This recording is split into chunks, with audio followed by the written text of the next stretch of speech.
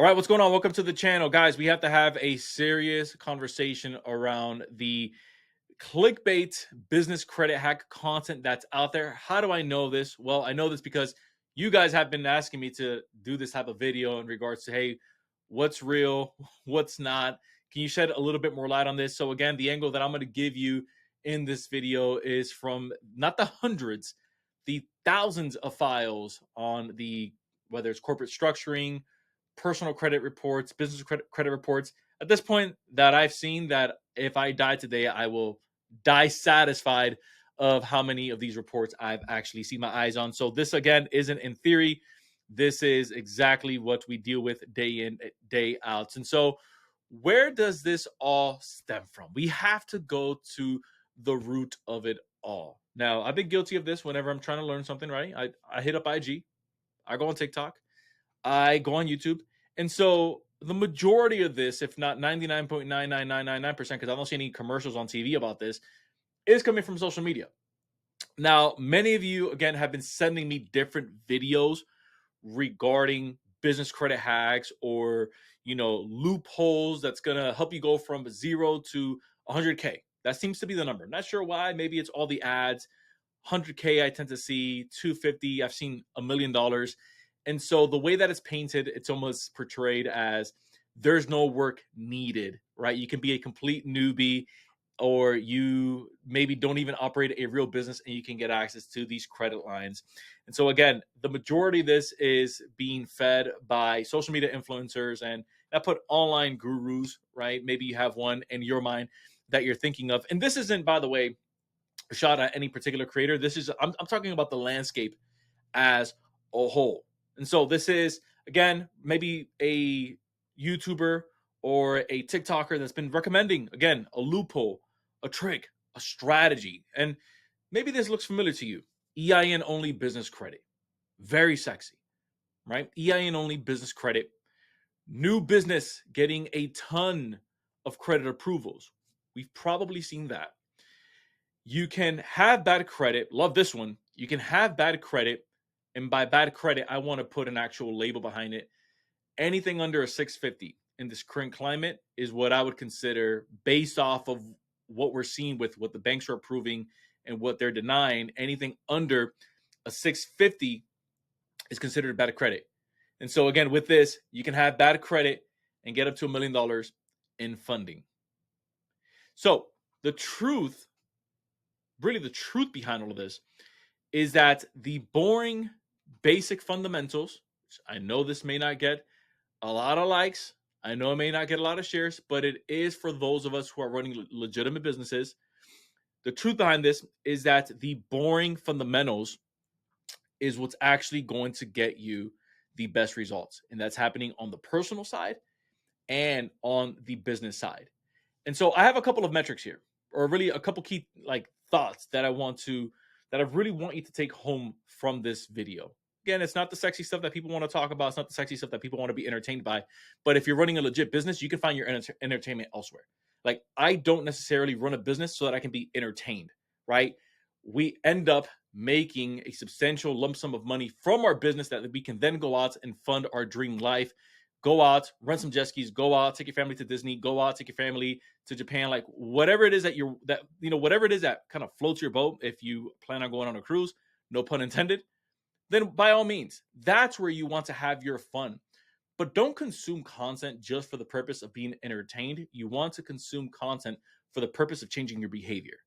That's the sole purpose of why my videos exist. Is there maybe a little bit of entertainment aspect that you can have to it every now and again? Absolutely. But if you're running a legit business, then you want to take this thing seriously. And so the first thing that I want you to know is that debt stewardship, and I'm going to give you the reason why I'm using the word stewardship versus management here in just a second, but debt stewardship, both on the personal and business side. You want to pay close attention to this. Now, notice that I'm using the word stewardship and not the word management. Here's why. And sometimes people use them interchangeably, but for the purpose of this, like this framework right here, I'm using the word stewardship because stewardship is something that's giving to you. That's a responsibility. And so if you go to a bank, or if you're working maybe with a financial institution and they are looking at how you've been stewarding your business finances and how you've been stewarding your personal finances, this means that they're watching to see future behavior based off of a past indicator. I'm going to give you a real world example. If I let you borrow my car and my car gets dinged up quite a bit, you took it on a crazy ride over the weekend, and you bring it back to me, I'm going to ask you, dude, why are there scratches on my brand new car? Or why are there scratches on my car, period, that weren't there to begin with? You're probably going to say, well, man, it was a crazy hailstorm, or I was caught in traffic, or I parked my car and somebody hit it with a shopping cart. Okay, cool. But let's say you ask me, hey, can you put in a good word for me so that Johnny across the street can go ahead and let me borrow his car? Guess what I'm probably going to say? I'm probably going to say, I'll let Johnny know that you want to borrow his car, but I'm going to let him know what happened with my car when you borrowed it, just transparently speaking, right? Just because we care about our investment, which in this case, investment, for the purpose of the example, is the vehicle. Or how the heck does this make sense? Like, where are you going with all this? If we're speaking from the context of I want to use OPM, other people's money, to grow my business, then that bank is going to see your stewardship based off of how you've managed maybe other people's money, which in this case, personal loans, personal credit cards, other business loans, other business lines of credit, right?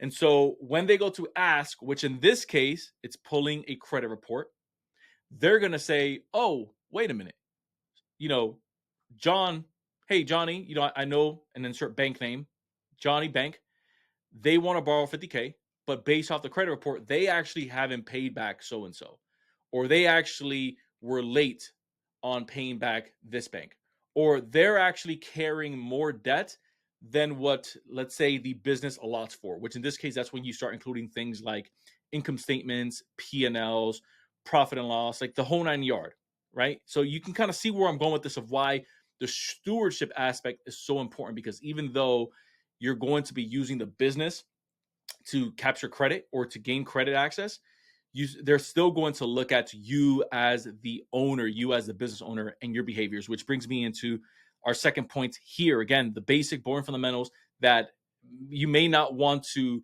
necessarily hear, but it's an absolute must, because it's really going to help you take your business to the next level. This is why our clients see success, because we double down with them on this stuff that no one else wants to talk about, but we will. Controlling your spending habits is part mental and part discipline. I know that some of us may not be the biggest fans of Dave Ramsey. I'm not sure why, especially if it's always interesting. We'll have a credit crowd that says, "Yay, we love debt, we love debt," and then we'll have the other crowd, which is just pro Dave Ramsey, and we'll say, "Oh, I don't want to use any credit cards. I don't want to see a loan, like nothing." Right? I believe that we can have this and that. People typically ask me, "What are your thoughts on Dave Ramsey?" I agree with 95% of what he says.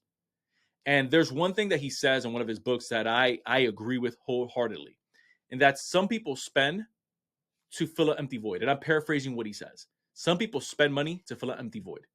Some people spend money as kind of like as an itch that they're looking to scratch, almost like a dopamine hit.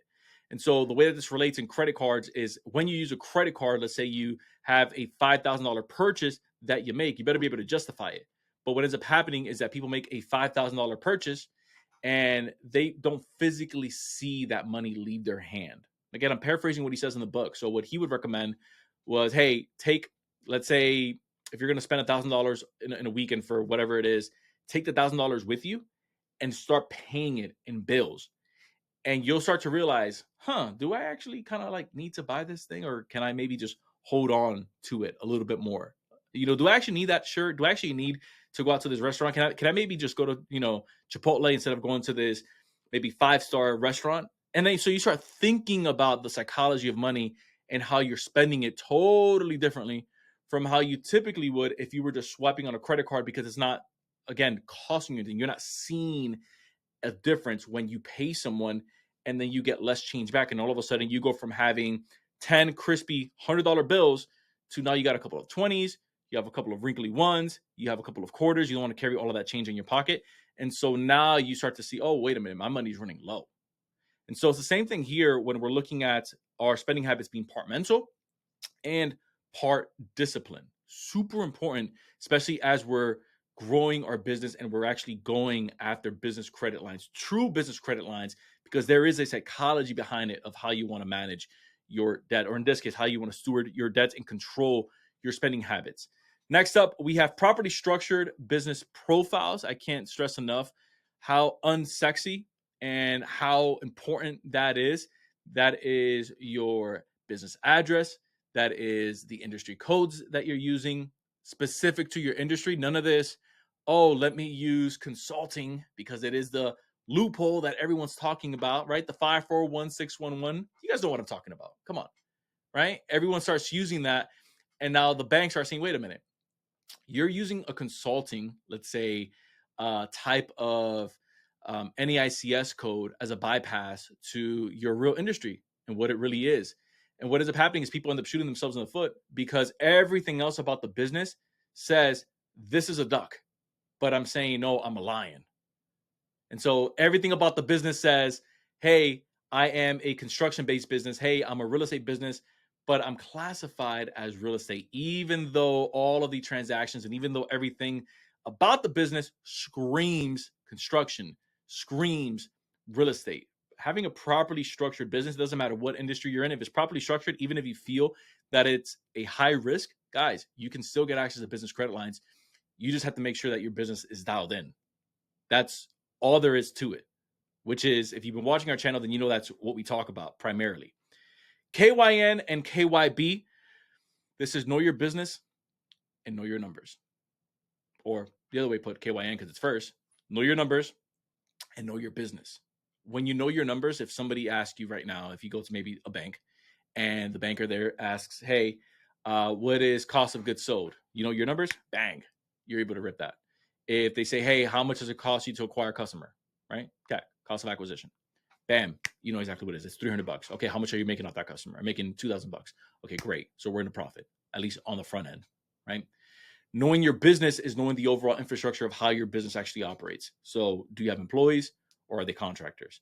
How are you paying those employees or are they contractors? How are you running your operations? Is it maybe you, a CFO, a CMO, or is it just you and maybe a couple of guys or a couple of gals? How is it that your business generally functions? Do you mainly get your clients online or do you mainly get them door to door? Or is there a blend, like a holistic blend between online, face-to-face, and maybe at market events? As an example, if you're asking her, what does this have to do with business credit? The way that the landscape is changing, and this has been like a common thread with a lot of my recent videos, and hopefully you guys are kind of seeing the tone that we carry with this, is because I really want to wake this market up of what's actually happening in the landscape, especially in the banking world. Is the same time a year ago, the same time 2 years ago, and if you've been watching the channel, then you've heard me say this before, just getting an LLC and having maybe a 750 credit score, you maybe could have gotten away with a business on a credit here and there, 50K, maybe a couple of business credit cards, 0% business credit cards. Now where the landscape is going and how banks are starting to tighten up, if you're keeping a close eye on it, at least like we are, banks really want to mitigate their risk. And one of the ways that they mitigate their risk is they're watching the business owner. They're actually watching, is this a legitimate business? They're watching, hey, come into the branch. Let's talk about your business. Let's see if this person actually carries, let's say, the sauce, so to speak, if they actually know what the heck they're talking about. And so they'll start to probe you. Where do you conduct business? How much does your business generate? What type of business are you in? What type of industry are you in? Okay, it says here that you're in, let's say, consulting. I'm going to use air quotes, but everything about the business screams that you're maybe in real estate fix and flips. You guys see where I'm going with this, right? So you really want to have this dialed in. Now, why do people fall for this? There has to be a reason why people fall for this. Irv, why do people fall for this? Well, I have a couple of thoughts. At the top of it, I have because a popular influencer or perceived person or authority figure said that it works. We see this across the board, right? And this is kind of like marketing 101. This is why you'll see Tom Brady on a Gatorade ad. If I drink Gatorade, maybe I'll throw the ball like Tom Brady. If I wear shoes like Mike, maybe I'll jump like Mike. Maybe I'll jump like LeBron. But it's not typically the case, right? Or it's not the case at all, I should say. But when there is a public figure maybe endorsing something, we tend to say, well, if they said it, if he said it, if she said it, then it must be true versus investigating. And by the way, let me put a pause here. Even with my videos, I would hope that you guys have critical thinking. to still do your own research, even apart from what you guys see in my videos. I give you this context and this content based off of the context that I have off of everything that's worked for our clients. That doesn't necessarily mean that's going to work for you, because every person's situation is different. And so I would hope that even if you watch our content, as much as I love putting it out, still do your own research and still see how that would fit inside of your business. And by the way, if you want to work with us to see how we can create a funding system that's going to work for you and your business, insideinnercircle.com. Shameless plug. You guys can go ahead, hit the link down in the description, down most likely pinned as the first comment. The second reason why people tend to fall for this type of stuff is because it's seen as the way to get out of their situation that maybe no one else is talking about. And so that tends to really appeal for a more desperate crowd. Like if you're coming after one loss, after another loss, after another loss, or you've never really won at a big level, or you're just like, man, I just really want to catch a break. Sometimes we turn off our logical thinking and we go into just emotional based thinking. Yeah, this works. And we try to convince ourselves, right? And we start to create some biases around what the real stuff actually is, which is what we're going to get to here in just a second, and the better way of doing it. And we try to convince ourselves, even though deep down inside we know, man, this is too good to be true. More often than not, it's too good to be true. Third reason people tend to believe this stuff is because, like I mentioned earlier, it's entertaining and gets a lot of engagement. So screw doing all of the real work, right? I'd rather be entertained. But remember what I mentioned earlier. As you're watching content, don't just get entertained. As you're building your business, don't just use your business to be entertained. Use your business to obviously change people's lives if you believe in the products that you're selling, the services that you're providing. And if you obviously want to change your life financially, which is what most people go into business for, right? Financial stability, or at least financial freedom, I should say. And they also want to create their own schedule, or at least, we think we want to create our own schedule. We think we want our own financial stability, but we end up finding out real quickly that, man, there's a little bit more to this than we thought. And so you don't want to use your business to entertain yourself. You're there to do business. You're there to do the work, the boring stuff that no one else wants to do. All the work that people kind of look at side eye and say, yeah, I'm above that. That's the work that you want to get into, because that's the work that's meaningful. The whole getting your credit right, that's the boring stuff no one wants to talk about. Paying down your utilization, that's the boring stuff no one wants to talk about. Fixing your business addresses, fixing your personal addresses, that's the work no one wants to talk about. Making sure that your business is properly categorized, making sure that all the business owners on there are properly labeled with their actual what I call functions inside of the business. All the boring stuff no one wants to talk about, that or no one wants to do and no one wants to talk about because it doesn't get the clicks, doesn't get the views. That's the stuff you want to work on, because it's actually going to move the needle in your behalf. And then, because most people don't study the fundamentals, but not you, because you're here. This is the last reason of why I think people fall for this, is they just flat out aren't following the fundamentals and they don't want to study it. But again, not you, because you're here. So with this in mind, with this I close. What's a better way of doing it? I have 3 key points. If you are looking for speed, scaling, and efficiency, this is great, but you want to do this responsibly. We don't just want to go, and I have this conversation every day with business owners. Hey, can we go to a $250,000? Yeah, we can go to a $250,000. Hey, can we get our first $100K in funding? Yes, we can help you get your first $100K in funding.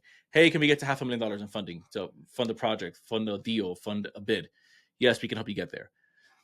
But you don't want to go from 0 to 100 that quickly. You don't want to go from 0 to 500 that quickly, because what ends up happening is the system can't take it, and it actually ends up breaking the business. And we want to make sure that we have pieces set up around the business and within the business in terms of how it's structured, how it's set up, so that it can actually sustain the funding when you get access to the capital. We actually know, okay, this business can sustain the capital because, number one, we know where it's going to be deployed, where it's going to be allocated. And then number 2, we know how this is going to be scaled. So that way we don't just go out and shotgun a ton of banks in hopes that we get approved. That may work on the first round, but you'll shoot yourself in the foot going into the second, third, fourth, fifth round. So this is about, again, taking a holistic approach and kind of like stair-stepping it, right? You want to be consistent. You don't want to be a fly-by-night type of business. Second is, it's about doing the not so sexy real business work that we just finished talking about. Do you know your numbers? Do you have actual P&Ls? Do you have maybe your bank statements? Do you have your account statements? Do you know how you're structured? Are you an LLC? Are you an LLC maybe elected as an S corp? Or are you just flat out incorporated? What's the ownership structure inside of your business? Do you guys take an owner's draw? Are you guys taking dividends? How are you guys paying yourselves out?